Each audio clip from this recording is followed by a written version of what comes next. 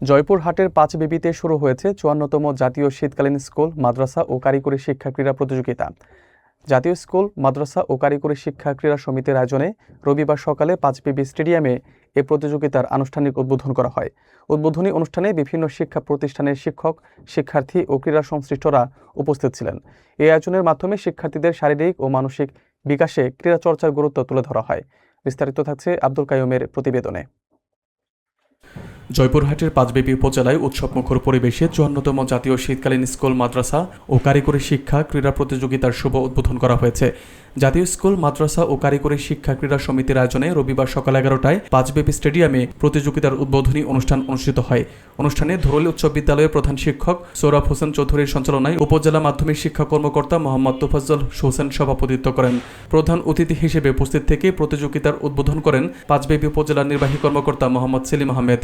অনুষ্ঠানে আরও উপস্থিত ছিলেন উপজেলা মাধ্যমিক শিক্ষা অফিসের একাডেমিক সুপারভাইজার মোহাম্মদ জহুরুল ইসলাম সহ বিভিন্ন শিক্ষা প্রতিষ্ঠানের প্রধান শিক্ষকরা। অংশগ্রহণকারী বিদ্যালয়গুলোর শরীরচর্চা শিক্ষক ও শিক্ষার্থীদের উপস্থিতিতে স্টেডিয়াম প্রাণবন্ত হয়ে ওঠে।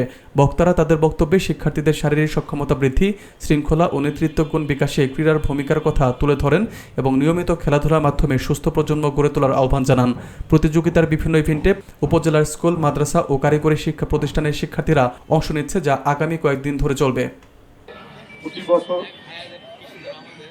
জাতীয়ভাবে দুইটা খেলা হয়, একটা হলো শীতকালীন এবং গ্রীষ্মকালীন। গ্রীষ্মকালীন খেলা ইতিমধ্যে হয়ে গেছে। শীতকালীন খেলা ৪ থেকে ৮ তারিখের মধ্যে শেষ করতে হবে এবং ৮ তারিখে আবার শিক্ষা সপ্তাহ শুরু হবে। এই কারণে এখানে ৩ দিন খেলা হবে। ৩ দিনের মধ্যে আবার ৫ তারিখ আমাদের ছিল যে আমরা পরীক্ষার কারণে ওই খেলাটাকে আমরা পিছিয়ে দিয়ে সেটা ৭ তারিখে করেছি। আমি উপজেলা মাধ্যমিক শিক্ষা অফিসার জয়পুরহাট সদর এবং পাঁচবিবি এই দুই উপজেলার দায়িত্ব। আজকে ওখানেও খেলা, এখানেও খেলা।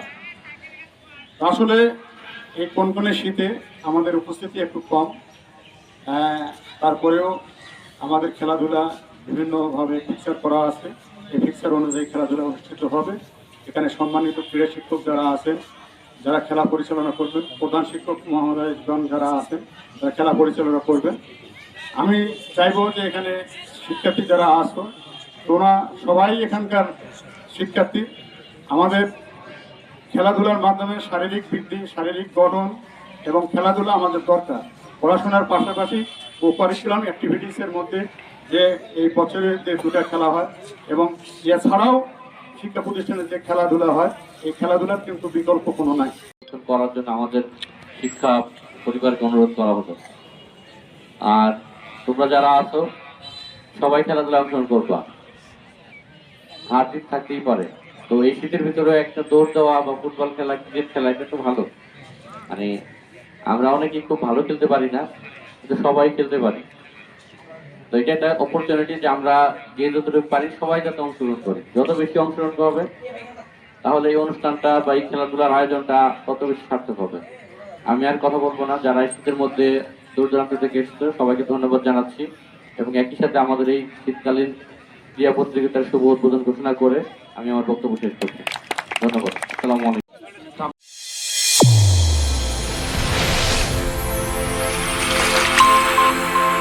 চ্যানেল A1 হৃদয়ের স্পন্দন।